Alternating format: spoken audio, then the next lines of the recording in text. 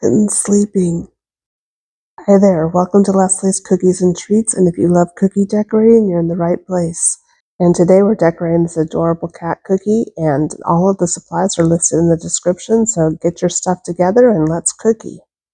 All of the royal icing consistencies I'll be using today are a 15-second consistency, and I started by using a yellow edible marker and kind of making some lines where I wanted my icing to go. And then I outlined and flooded in the ears using my scribe to make sure the icing is all the way down to the cookie and to shape the ears the way that I wanted them shaped. And then I just went ahead and outlined and flooded in the tail. And I'm going to use a wet on wet effect and immediately add a white tip to the tail and take my scribe and kind of drag it through so it has some pink going into the white and vice versa to give it more of a fur-like look. And because we applied the white icing right on top of the pink icing, this will be a wet on wet effect and it will dry as one solid area.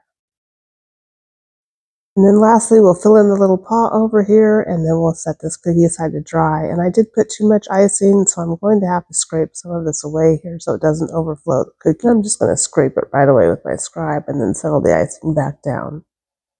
And then I'm going to set this cookie aside to dry for about 15 minutes until the icing crusts over, and then I'm going to come back in with my 15-second pink icing and flood in his face. I just gave it a quick outline, and because my icing is a 15-second consistency, I can go right up to the edge without worrying about it going over.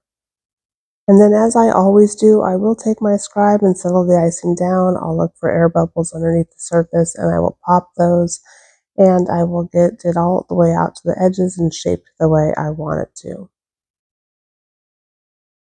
And I'm going to immediately grab my white icing and give this little kitten some stripes. I'm just going to put my white icing right inside that pink icing and pipe some lines. And then I'm going to come back in with my scribe and kind of drag the pink back into the white and make it kind of, I don't know, crazy looking. And that'll be the furry stripes for my kitten. And these little adorable cat cookies are part of a birthday cookie set that I'm making for my daughter. We are definitely cat lovers in this family. I don't have a cat right now, but I've always had cats, so we're definitely more team cat than we are team dog. And if you don't hate me now, drop me a note in the comments and let me know if you're team cat or team dog. I bet we could turn this cookie into an adorable puppy cookie too. And once you've finished with the stripes, go ahead and put your cookie back aside to dry until the icing has crusted over. And once the face has dried sufficiently, you can come back in with your pink icing and pipe in the rest of the body. And I'm going to use my scribe to settle it down and get it out to the edge so it doesn't overflow.